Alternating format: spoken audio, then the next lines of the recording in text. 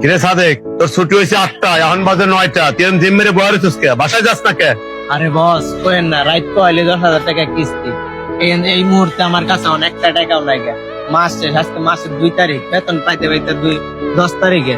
এই মুহূর্তে যে কারোর কাছে 5-10 হাজার টাকা চাইলে পামু এরকম লোকটাও নাই গে বস। কি করবো বুঝতেছি না। কিস্তি কেন উঠাইছিলি? তুই করো গার্মেন্টস এর চাকরি, তুই কিস্তি উঠায় কি করছো?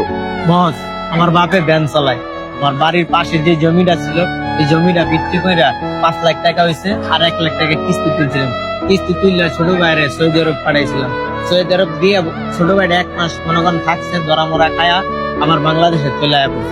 প্রতি মাসে 10,000 টাকা কিস্তি। আমার বাপে ভ্যান চালায়, আমার বাপে যে 5,000 টাকা আমার দিতে হয় প্রতি মাসে 5,000 টাকা। এই মাসে তো আমার মনে করেন বেতন কম পাইছে, ওভার টাইম কম হয়েছে।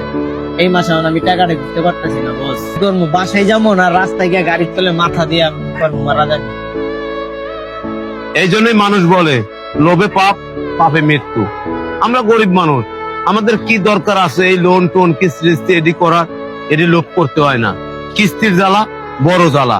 জীবনে যতদিন বাঁচতে থাকবি কোনদিন এই কিস্তি লোন এডি নেওয়ার চিন্তা ভাবনা করবি না, ঠিক আছে? টেনশন করার কিছু নাই।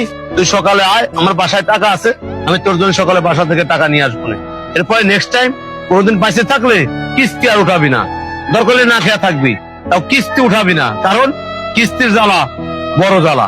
যা এখন বাসায় যা। বস আপনি যদি টাকাটা আমার দেন অনেক উপকার হইব। ঠিক আছে, আমি কাল সকালে তোর জন্য টাকা নিয়ে আসবো। যা। ঠিক আছে বস, ঠিক আছে। ভালোই বাঁধলে টাকাটা।